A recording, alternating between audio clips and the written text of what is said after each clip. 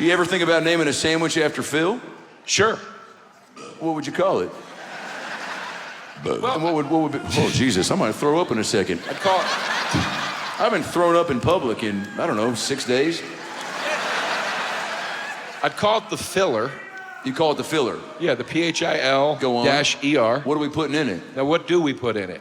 What do we think of when we see Dr. Phil? What kind of... Peanuts? Who the fuck said that? Peanuts? Those are fighting words, sir. Who wants to, who goes to Quiznos and orders a peanut sandwich? Well, the bigger question is who goes to Quiznos? Jared Fogle. Now he does. That Oh, poor don't bastard. take his side.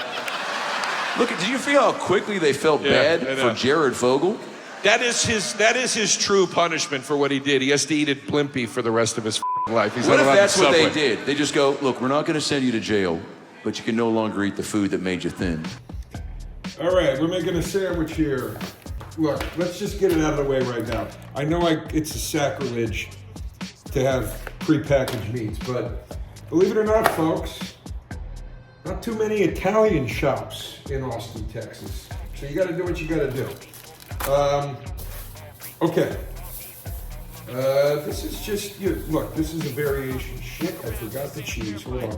This is a variation of a sandwich you've probably seen on menus in different places. And this is just gonna be my take on a prosciutto and arugula sandwich. This roll, this is just one of the, when you go to the deli at the supermarket, not the deli, the bakery at the supermarket, this is just one of those rolls they have that they bake in the store. I find that these rolls, no matter what supermarket you go to, are usually pretty consistently the same.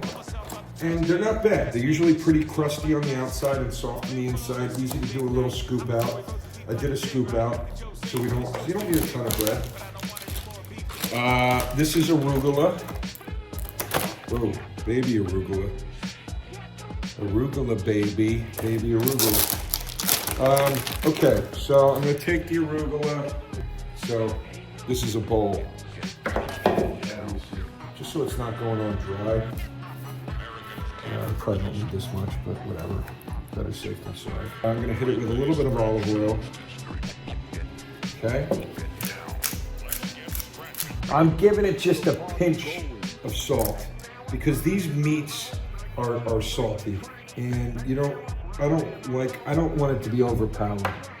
But I do think the arugula could help with a bit of salt.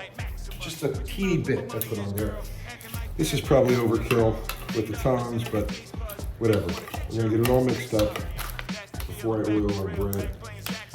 So our soggy time is, you don't want the bread getting soggy is what I'm doing. Prosciutto is always a pain in the ass because no matter how you buy it, if you get it sliced fresh or whatever, it's always gonna be in between sheets of paper or wax paper or whatever. And you gotta get it apart, and it's thin, and whatever. It's a pain in the ass. But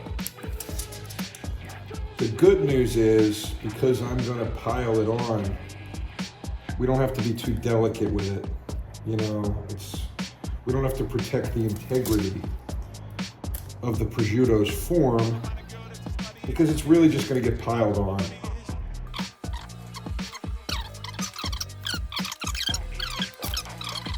This is a Gouda cheese. You guys are gonna want to get out on this Gouda. Can you see that? I don't know how to say the name. I've never had this.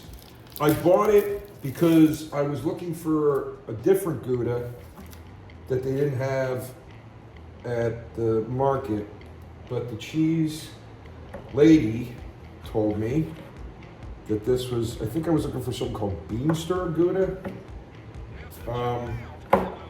That I had once at a charcuterie board at a great restaurant in Phoenixville called The Boardroom. And it was good. Now I'm gonna just try to slice this.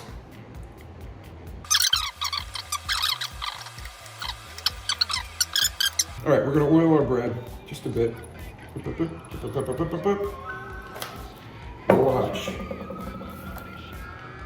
what we're gonna do. We're gonna hit the bottom with the cheese, okay? Now, into the pocket goes the arugula. See?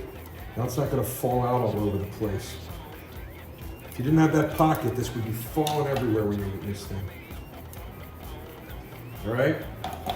We're also gonna kind of utilize the pocket here for the prosciutto. I like to do this. Let me just pocket it in there. See what I'm saying? Can you see it? This is hard to do when you're alone, as most things in life are. Turns out, you know, they're onto something with that whole marriage thing. All right. All right, let's go. Nah, I think that's good. Okay.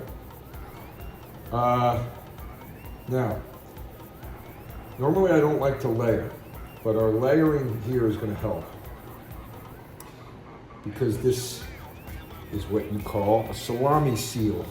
This is going to seal off our little pocket area. See what I mean? It's another thing you do when you're alone is you talk to yourself a lot. I basically have been living like I'm in a COVID lockdown for my entire adult life. So, you know, that's where I'm at. COVID wasn't shit to me. That was a breeze. One more thing. I usually wouldn't do this. I usually would not put toppings in between the meats, but just given the structure of the sandwich and what I'm working with, it's just gonna hold together better if I do that. Or at least that's what I think at this moment in time.